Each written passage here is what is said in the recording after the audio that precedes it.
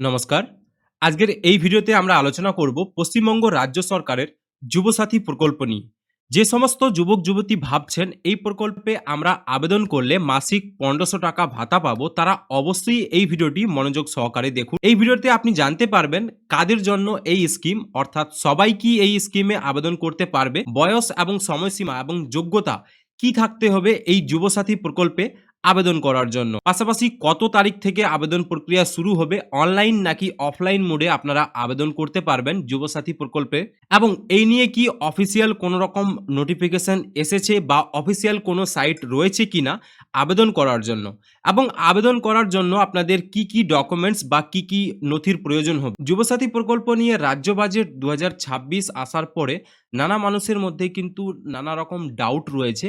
অনেক কেউ এমন রয়েছেন যারা হয়তো স্কলারশিপের টাকা পাচ্ছেন, বা অনেক কেউ এমন রয়েছেন যাদের হয়তো কৃষক বন্ধুর টাকা এসছে। তো আপনারা সকলেই কি এই যুবসাথী প্রকল্পে আবেদন করতে পারবেন? এবং পাশাপাশি অনেক কেউ এমন রয়েছেন যারা হয়তো লক্ষ্মীর ভান্ডার প্রকল্পে টাকা পাচ্ছেন। তারা কি এই যুবসাথী প্রকল্পের বেনিফিট বা টাকা পাবেন?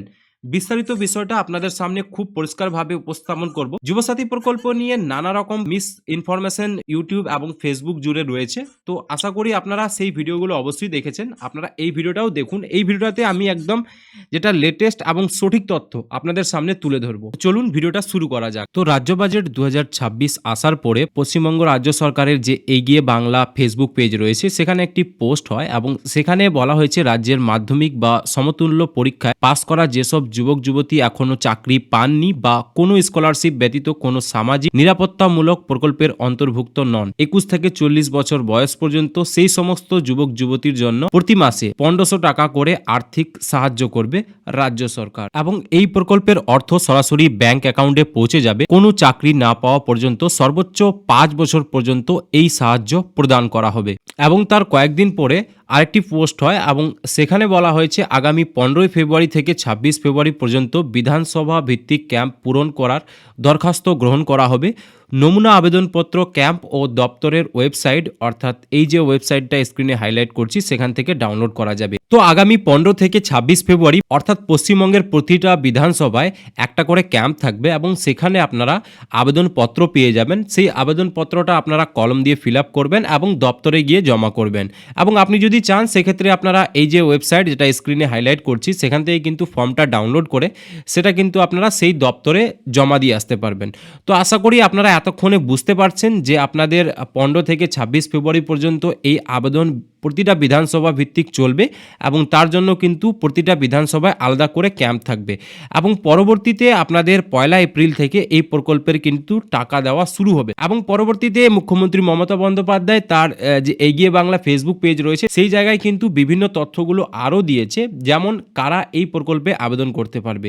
তো বলে রাখি, যারা স্কলারশিপের টাকা ব্যতীত অন্য কোনো সুবিধা পাচ্ছেন, যেমন কেউ কৃষক বন্ধুর টাকা পাচ্ছে, কেউ হয়তো লক্ষ্মীর ভাণ্ডারের টাকা পাচ্ছে, সেই সমস্ত যারা সুবিধাভোগী মানুষ রয়েছেন তারা এই প্রকল্পের আওতায় আসবেন না বা এই প্রকল্পের টাকা পাবেন না। তো টাকা পাবেন কেবলমাত্র তারাই যারা পশ্চিমবঙ্গের যে কোনো রেকগনাইজড বোর্ড থেকে মাধ্যমিক বা সমতুল্য পরীক্ষায় উত্তীর্ণ হয়েছেন এবং আপনাদের বয়স ২১ থেকে ৪০-এর মধ্যে, পাশাপাশি আপনি কোনো পেশার সাথে নিযুক্ত নন বা আপনি কোনো কর্মরত নন, সেক্ষেত্রে কিন্তু আপনি এই প্রকল্পের আওতায় আসবেন। এবং পাশাপাশি আরও জানিয়েছেন যারা পশ্চিমবঙ্গ রাজ্য সরকারের স্কলারশিপের টাকা পাচ্ছেন এবং আদারওয়াইজ অন্য কোনো সরকারি সুবিধা পাচ্ছেন না বা সরকারি কোনো ফান্ডের টাকা পাচ্ছেন না, যেমন লক্ষ্মীর ভাণ্ডার এবং কৃষক বন্ধু, তারা কিন্তু এই প্রকল্পে আবেদন করতে পারবেন। অর্থাৎ লক্ষ্মীর ভাণ্ডার এবং কৃষক বন্ধুর মতো প্রকল্পে যারা সুবিধাভোগী রয়েছেন তারা কিন্তু এই প্রকল্পের আওতায় আসবেন না। এবং পরবর্তীতে আপনাদের ডকুমেন্টস আমরা যদি দেখি সেক্ষেত্রে অ্যাপ্লিক্যান্টের আধার কার্ড, মাধ্যমিকের অ্যাডমিট, মার্কশিট, ব্যাংকের পাসবই এবং পাসপোর্ট সাইজ ফটোর প্রয়োজন হবে। এবং আপনারা ডকুমেন্টস ডিটেলস অপশনে ক্লিক করলে এখানে কিন্তু বিভিন্ন ডিটেলসগুলো দেওয়া রয়েছে, অর্থাৎ মাধ্যমিক বা মাধ্যমিকের সমতুল্য যে কোনো আপনারা এক্সাম পাস আউট করে থাকুন সেক্ষেত্রে কিন্তু আপনারা অ্যাপ্লাই করতে পারেন। এবং পাশাপাশি আপনাদের একটা যদি কাস্ট সার্টিফিকেট বা আপনাদের যদি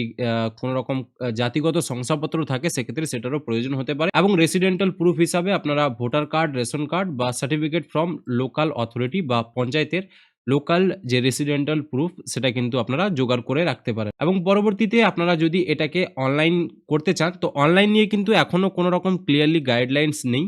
তবে এই যে অফিসিয়াল ওয়েবসাইট সেখানে কিন্তু মেনশন করা রয়েছে। আপনারা এখান থেকে কিন্তু অনলাইনেও আবেদন করতে পারবেন। তবে এই মুহূর্তে ক্লিয়ারলি কিছুই বলা সম্ভব হচ্ছে না যে অনলাইনে আবেদন শুরু হবে কি হবে না ১৫ তারিখ থেকে।